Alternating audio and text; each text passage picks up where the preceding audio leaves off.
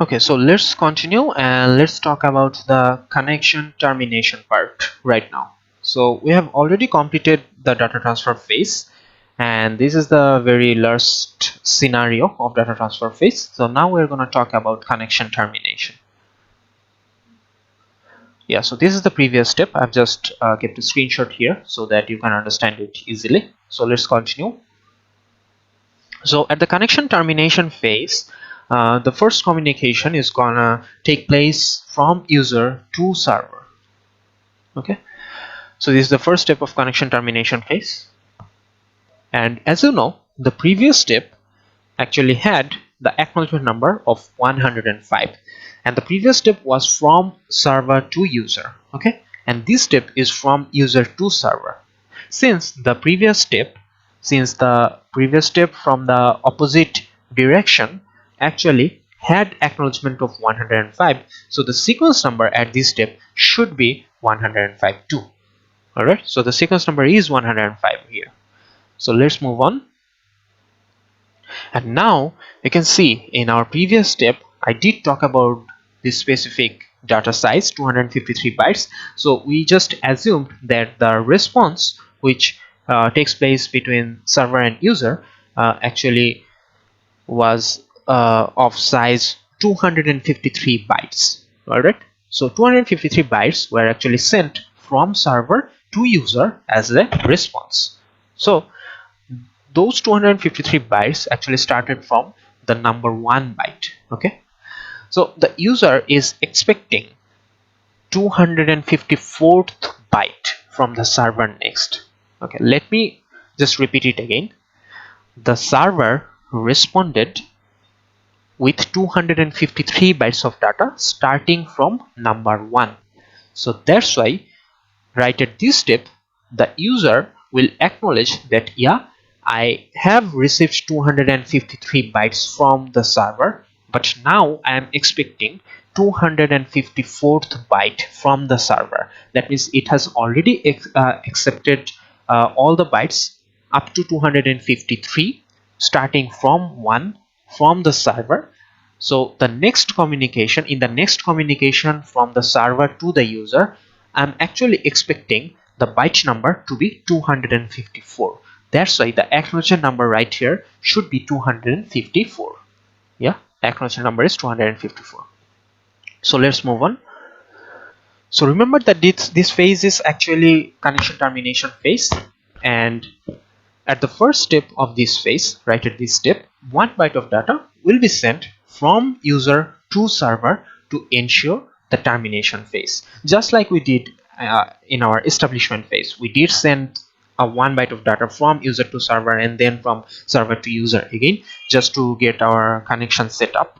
And right at the termination phase here, we'll also send 1 byte of data from user to server so that it can help us in case of connection termination. So 1 byte of data is sent from user to server. Okay, so let's move on to the next step now. So this is the next step right here. So the next step will definitely take place from server to user. And since in the previous step the acknowledgement number was 254, so at this step the sequence number should be actually 254, because as you know, there is a very close relationship between the sequence number of one step with the acknowledgement number of its previous step for the from the opposite direction. Okay, so the acknowledgement number is 254 here, so the sequence number should be 254 at this step. So sequence is 254. So let's move on. So right now what we're seeing is, in our previous step right here where my mouse cursor is, we actually saw that the user sent 1 byte of data to the server starting from 105. Okay, so basically it actually sent only the 105th data. Okay, so only the data which whose number is 105, it only sent 1 byte of data, and that byte number was actually 105. So the user already sent the 105 numbered data to the server. So the acknowledgement right here for this step should be 106, because the acknowledgement, this acknowledgement will be for the communication that is going from server to user, and the server already received the 105th byte from the user. So the server will expect that the next communication taking place from user to server should give him the sequence number of 106. That's why it will acknowledge the number as 106, assuming that yeah, I already received 100 the byte up to 105 from the user, so I'm expecting the next byte to be 106. That's why the acknowledgement number is 106 here. So let's move on. Okay, so one very important thing is there is no new byte being transferred at this step. Okay, there is absolutely no new byte transferred at this step. So basically the communication just increased its sequence number without sending any kind of actual byte. So basically what I'm saying is, in this communication only 0 byte was sent. So basically no visible byte was sent, and the sequence number was just increased just to keep a track, but not for actually sending any kind of byte. Okay, so let's move on. So this is the very final step right here, and here you can see that sequence number will be 106, as the acknowledgement number in the previous step from the opposite direction was 106. So the sequence number will be 106 right here. So let's talk about the acknowledgement number.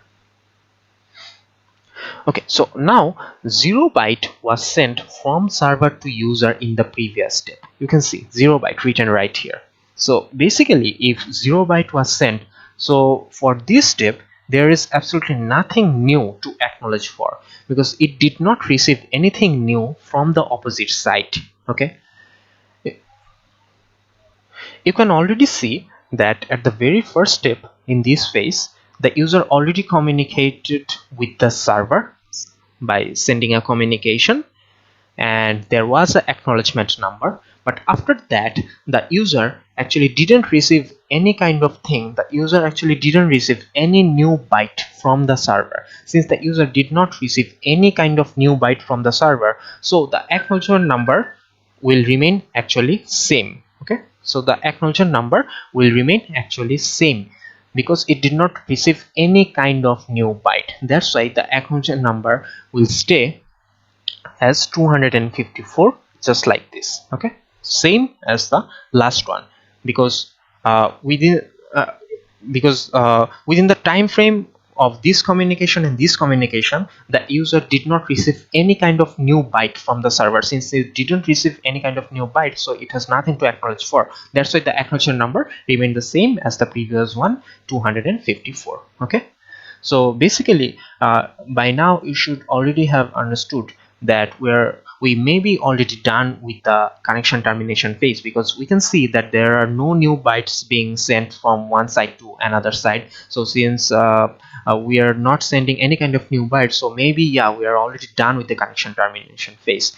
And you are absolutely right, because we are at the end of this phase. We are already done with our connection termination phase. So just like our establishment phase, you can see that our termination phase also looks similar to this. We can also see that this phase right here also has about 3 steps like the connection establishment phase. Okay, so this is how the termination is done.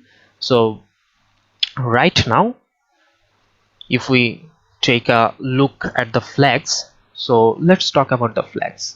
Since our connection termination phase is done, so let's just talk about the flags. Alright, so let's talk about the flags now. So at the first step right here, you can see that there are 2 different flags working. One is known as fin and the other is known as acknowledgement.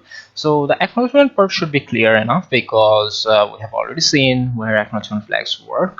So the acknowledgement flag is working here because it does have something to acknowledge for. It did receive something from the opposite side, so that's why it is acknowledging. And The finish flag right here is a new one. Okay, so the finish flag is indicating that we're at the phase of connection termination. The finish flag actually works when we want to terminate the connection. So the finish flag right here is indicating the termination of our connection.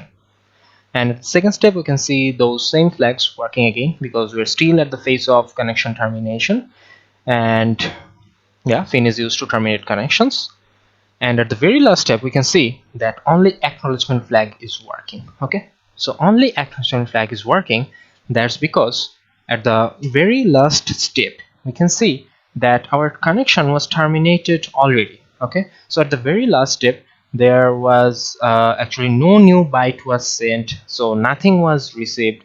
So basically, the user only needed to acknowledge that yeah, the connection has already been terminated, so I am acknowledging it. Okay, so that's what the user is doing. Okay, that's why at the very last step only acknowledgement is working here, only acknowledgement flag is working.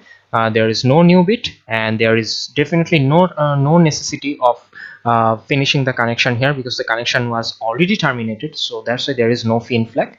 So only the acknowledging part from the user is left, that's why only the acknowledgement flag is working. Okay, so yeah, that's what I have already said. So it is written here as the explanation, and this is how the whole TCP procedure looks like. Okay, so the first phase here, connection establishment, and the second phase right here, the data transfer phase, and the third phase right here, the connection termination phase. Okay, so all of these three steps together make the whole transmission control protocol. Okay, so hopefully you have understood the theoretical part and the conceptual part of TCP, or transmission control protocol. So best of luck for future tutorials, and thank you for watching.